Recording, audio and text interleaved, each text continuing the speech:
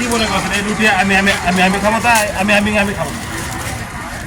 যাদেরকে খাওয়ালে লাভ হবে তাদেরকে খাওয়াবো। দেখেন, কারণ আমি জানি এই দাদা দাদা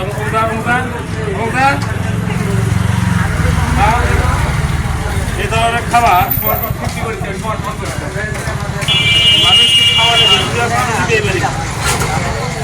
কিন্তু এই ধরনের পশুপাখি খাওয়ালে এরা কখনো বেইমানি করে কিন্তু ট্রেনিং ট্রেনিং ট্রেনিং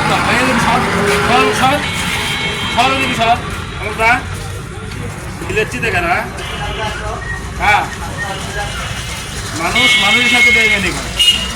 এই পশু পাখি অবলা জন্তু এরা কখনই মানুষের সাথে বেইমানি করে।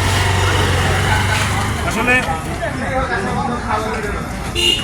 ভালোবাসা দিলে ভালোবাসা পাওয়া যায়, এটা মানুষের কাছে না। একটা মানুষের আপনি 99 দিনের মধ্যে 100 দিনের মধ্যে 99 দিন হেল্প করবেন, একদিন করতে পারবেন না, 99 দিন শেষ। এরা তা নয়, এদের যে কদিন আপনি হেল্প করবেন তার যদি বেশি দিন আপনাকে হেল্প করবেন। এর নাম প্রাণী, এর নাম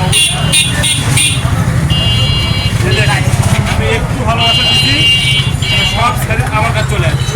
তার মানে কি? তার নাম এর নামই ভালোবাসা। এই জিনিসগুলো মানুষ আসলে বুঝে না, বোঝার চেষ্টা করে। অনুসর কথা বলতেছি, ওরা আবার বোঝে যে আমার খাবার দেয় না, কি কয় কি আর করবে, ভালো জিনিস তো করছে। সারাদিন আছে আমার কাছে তেল উঠবে, সারাদিন তো ছেলে এবং সন্ধে লাগে।